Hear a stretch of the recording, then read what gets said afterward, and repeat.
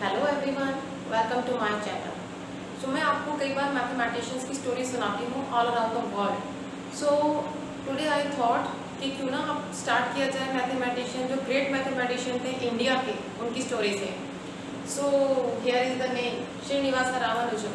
He was one of the best Indian mathematician जिनकी ख्याति ने बॉर्डर क्रॉस करी थी, जो इंडिया के बाहर भी उनकी जो प्रसिद्धि थी वो गई थी। सो आज हम बात कर रहे हैं श्रीनिवास रामानुजन की, और आज की वीडियो में मैं उनकी लाइफ के कुछ अनटच पहलू भी आपको बताऊंगी और उनकी जो सक्सेस स्टोरी है उसके बारे में मैं आपसे बातें करूंगी। सो श्रीनिवास रामानुजन का जन्म 1887 में तमिलनाडु के इरोड नामक शहर में हुआ था। सो उसके बाद में उनकी मम्मी उनके साथ में मद्रास उनको लेके आ गई थी जस्ट 1 साल के बाद में, और 3 साल की उम्र तक कहते हैं रामानुजन ने बोलना स्टार्ट नहीं किया था। उनके पेरेंट्स ने ये भी सोचा था वंस अपॉन ए टाइम कि शायद वो गूंगे हो, लेकिन ऐसा नहीं था। और जब उन्होंने बोलना शुरू किया तो उन्होंने बहुत अच्छा बोलना शुरू किया। सो जब अपने वो प्राइमरी स्कूल्स में थे तो उन्होंने पूरे डिस्ट्रिक्ट में फर्स्ट पोजीशन अटेन किया था। एंड देन लेटर ऑन जब वो कुछ ही छोटे साल के थे, इन द सेंस जब वो 7th या 8th क्लास में पढ़ते थे तो वो कॉलेज के बच्चों को ट्यूशन्स पढ़ाया करते थे। वो बहुत ही ब्रिलियंट थे मैथमेटिक्स में। इनिशियली वो ऑलराउंडर थे, हर सब्जेक्ट में बहुत अच्छे थे, लेकिन धीरे धीरे उनका जो इंटरेस्ट था वो मैथमेटिक्स की तरफ डेवलप होता गया और बाकी सारे सब्जेक्ट्स को उन्होंने इग्नोर कर दिया। एक्चुअली बात ये हुआ कब, जब वो कॉलेज में थे अपने यूमे से जब हाई स्कूल में थे तो उनका इनकाउंटर हुआ एक बुक के साथ। The book was from G.S. Car, जिसका नाम था synopsis on the results of pure mathematics. तो उस बुक ने उनकी लाइफ चेंज कर दी। उसके अंदर हजारों थ्योरम्स उसमें दी हुई थी, जिनमें से कुछ के प्रूफ्स थे, कुछ के प्रूफ्स नहीं थे, बहुत छोटे छोटे कुछ रिजल्ट्स थे। तो उन्होंने उस रिजल्ट्स को एक्सप्लोर करना स्टार्ट कर दिया।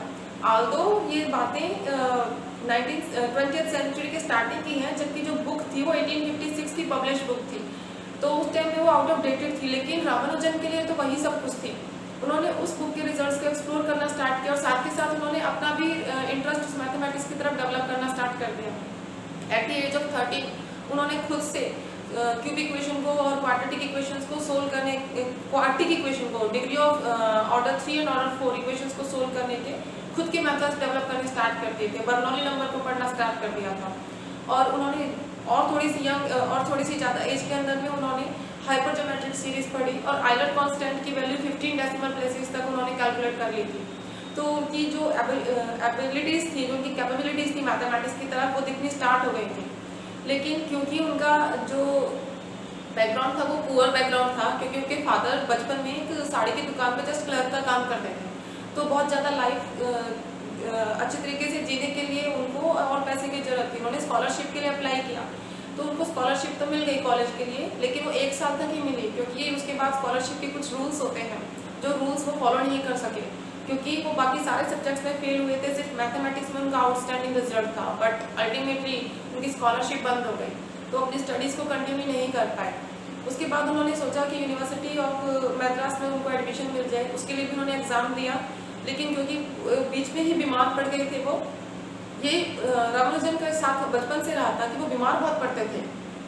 तो कई बार इतने सीरियस बीमार पड़ जाते थे कि बहुत ही मुश्किल से उनका सर्वाइव करना रहता था कि पता नहीं बचेंगे कि नहीं बचेंगे। But every time he survived.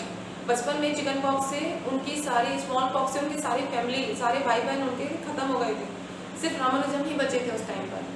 और इधर पे जब एग्जाम्स की बारी आई, जब यूनिवर्सिटी एग्जाम्स की बारी आई, तो सिर्फ मैथमेटिक्स में उन्होंने अच्छा स्कोर किया, बाकी सब्जेक्ट में उन्होंने अच्छा स्कोर नहीं किया, तो अगेन उनको एडमिशन नहीं मिला। लेकिन उन्होंने इंडिपेंडेंटली अपना काम करना स्टार्ट कर दिया। उनके कुछ papers journal of Indian mathematical society में पब्लिश हुए थे, जो कि उस टाइम पे बहुत ही रेपुटेड जर्नल थी, और one of the founder member Ramchandra Rao से वो मिले। वो उनके रिजल्ट से बहुत ज़्यादा इम्प्रेस थे, लेकिन स्टिल उनका रिकमेंडेशन भी उनको कोई स्कॉलरशिप नहीं दिला सका ताकि वो अपनी फॉर्मल स्टडी कंटिन्यू कर सकते। लेकिन independently with the book of car in his hand उन्होंने बहुत सा कुछ अपने आप से किया, बहुत ही इंडिपेंडेंट रिजल्ट डेवलप किए। वो इतने पुअर थे कि वो पेपर खरीदने के पैसे अफोर्ड नहीं कर सकते थे, तो वो स्लेट्स पे रिजल्ट लिखते थे या फिर ज़मीन पे लिखते थे चौक से। लेकिन एक रजिस्टर था जिसके अंदर वो सारे नए रिजल्ट्स उसके अंदर नोट डाउन करते रहते थे, और वो जब भी कहीं नौकरी के लिए जाते थे उस रजिस्टर को दिखाते थे। बट दैट्स अनदर थिंग कि दैट रजिस्टर के अंदर जो डॉक्यूमेंटेड रिजल्ट थे वो उस टाइम पर उनकी नौकरी के लिए सफिशिएंट नहीं थे। तो उन्होंने उसके बाद में कॉलेज में एक अकाउंटेंट की पोस्ट के लिए अप्लाई कर दिया, क्लर्क की पोस्ट के लिए। So with the recommendation of one of the strong mathematician of that time उनको वो क्लर्क की जॉब मिल गई। वो क्लर्क की जॉब सिर्फ उनके लिए जीवन यापन का साधन थी, मेन उनका पैशन तो मैथमेटिक्स में ही था। तो मैथमेटिक्स के साथ उन्होंने अपने रिजल्ट्स कंटिन्यू कर दिए और उस टाइम पर मद्रास रीजन के सारे जितने भी फेमस मैथमेटिशियंस थे उनको बहुत अच्छे से जानने लग गए थे। सो इसीलिए उन्हीं के जिस कॉलेज में वो क्लर्क थे उनके सिविल इंजीनियरिंग डिपार्टमेंट के प्रोफेसर्स के कुछ लिंक थे लंदन में, तो उन्होंने उनके कुछ रिजल्ट्स को लंदन भेजा, इसके पास बेकर वगैरह के पास भेजा। तो उन्होंने कहा कि हम इसके रिजल्ट्स को अच्छे से नहीं क्लियर कर पा रहे हैं। तो then Ramanujan himself wrote a letter to Hardy, G.H. Hardy, जिसके बाद में इनका एक ग्रुप बन गया था हार्डी एंड रामानुजन का। हार्डी को उनके रिजल्ट्स शुरू में कुछ ऐसे खास नहीं लगे क्योंकि वो सारे अनप्रूवन रिजल्ट्स थे। तो उन्होंने रामानुजन को लेकिन फिर भी उन्होंने एनकरेज किया कि हाँ ओके कुछ रिजल्ट्स तो आपके बहुत ही ट्रिवियल हैं, कुछ रिजल्ट्स बहुत इंटरेस्टिंग हैं, सो मैं आप चाहूँगा कि आपके साथ काम करें। तो इस लेटर ने रामानुजन को बहुत एनकरेज कर दिया आगे स्टडीज़ के लिए। हार्डी ने इनवाइट किया रामानुजन को ट्रिनिटी कॉलेज कैम्ब्रिज में ताकि वो उसके साथ कोलैबोरेशन करके काम कर सके।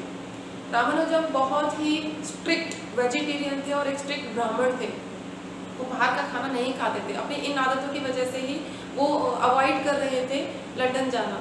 बट मैथ उनके लिए इतना इम्पोर्टेंट था कि उन्होंने उस आदतों को सेकेंडरी करके वो लंदन गए, लेकिन फिर भी वहाँ पर भी वो अपने हाथ का ही पकाया खाना खाते थे और बाहर का कुछ भी नहीं खाते थे।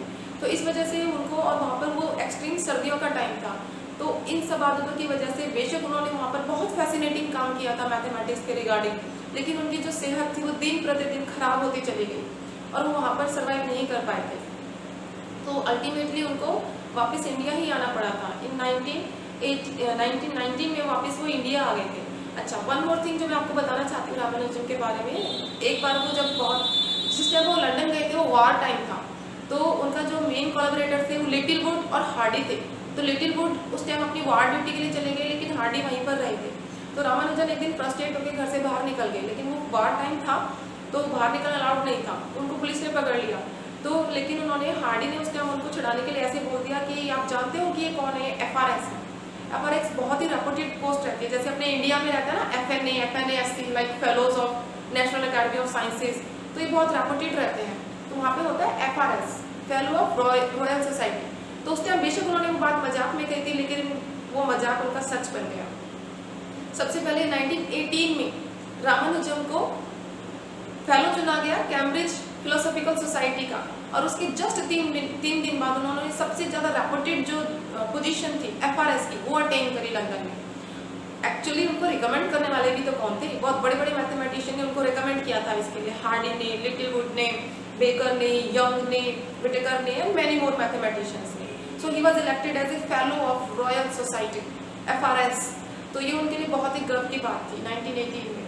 लेकिन क्योंकि उनका रिसर्च वर्क तो चल ही रहा था, उन्होंने सबसे ज़्यादा रिसर्च नंबर थ्योरी पे, एलिप्टिक फंक्शंस पे और एलिप्टिक नंबर्स पे एंड देन उन्होंने infinite continuous fraction, prime numbers पे बहुत ही अच्छा काम किया था।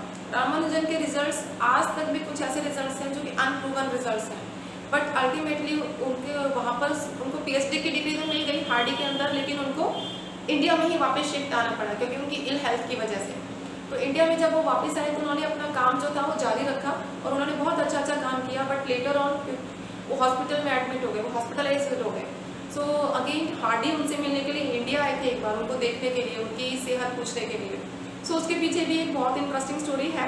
जब हार्डी इंडिया में आए तो उन्होंने एक कैब हायर करी, उस कैब का नंबर था 1729। जब वो हॉस्पिटल में रामानुजन से मिलने पहुंचे तो उन्होंने कहा कि कैसी तबीयत है वगैरह पूछने के बाद उन्होंने कहा कि तो रामानुजन ने पूछा आपको कोई प्रॉब्लम तो नहीं आने में? तो उन्होंने कहा नहीं मुझे कैब मिल गई थी, लेकिन उस कैब का नंबर बहुत बोरिंग था, बहुत डल सा था, इट वॉज 1729। तो रामानुजन जो कि बेड रिडन है, जो हॉस्पिटलाइज्ड है, उन्होंने कहा no that number is rather interesting, you can write this number as a sum of perfect cubes of in 2 ways। That means इस एक पर्टिकुलर नंबर को यू कैन राइट 1 का क्यूब प्लस 12 का क्यूब एज वेल एज 9 का cube plus 10 का cube. So that was Ramanujan, कि जो कि अपना मैथमेटिक्स को कभी नहीं भूलते थे। और letter on this number was very famous number known as Hardy Ramanujan number, Hardy Ramanujan number. बहुत जगह पर इंटरव्यूज में ये क्वेश्चन पूछा जाता है what is Hardy Ramanujan number. अगर आपने कहीं भी नंबर थ्योरी बोल दिया कि मैंने नंबर थ्योरी पढ़ा हुआ है या पढ़ाया हुआ है तो ये क्वेश्चन आपको ऑलमोस्ट पूछा जाएगा, what are Hardy Ramanujan number. They are also called taxi cab number, इनको हम टैक्सी कैब नंबर्स भी कहते हैं। टैक्सी कैब नंबर वो नंबर होते हैं जिसको आप कितने तरीके से as sum of perfect cubes लिख सकते हैं, क्योंकि इसको हम दो तरीके से लिख सकते हैं, sum of perfect cube. So this is called taxi cab number of 2, order 2। That means it can be written as sum of perfect cube in two ways. There are many other numbers which you may write as a sum of perfect cubes in 3 ways. So वो taxi cab number 3 हो जाएंगे। So this was the story of Ramanujan की किस तरीके से उनके hard work ने, उनकी जो हार्डशिप्स थी उसके बावजूद भी उनको सफलता के शिखर तक पहुंचाया। कि उनका जो बर्थडे होता है 22 दिसंबर को, उसको आज पूरे इंडिया में नेशनल मैथमेटिक्स डे के रूप में सेलिब्रेट किया जाता है। So that is really very inspiring, बहुत ही इंस्पायरिंग स्टोरीज है कि किस तरीके से आप मैथमेटिशियंस के जीवन में से सीख सकते हैं। उनकी इतनी हार्डशिप्स के बावजूद भी वो अपने कभी उस चीज़ को अपने पैशन के आगे नहीं आने देते। तो ये सब स्टोरीज हमको मोटिवेट करती हैं आगे बढ़ने के लिए।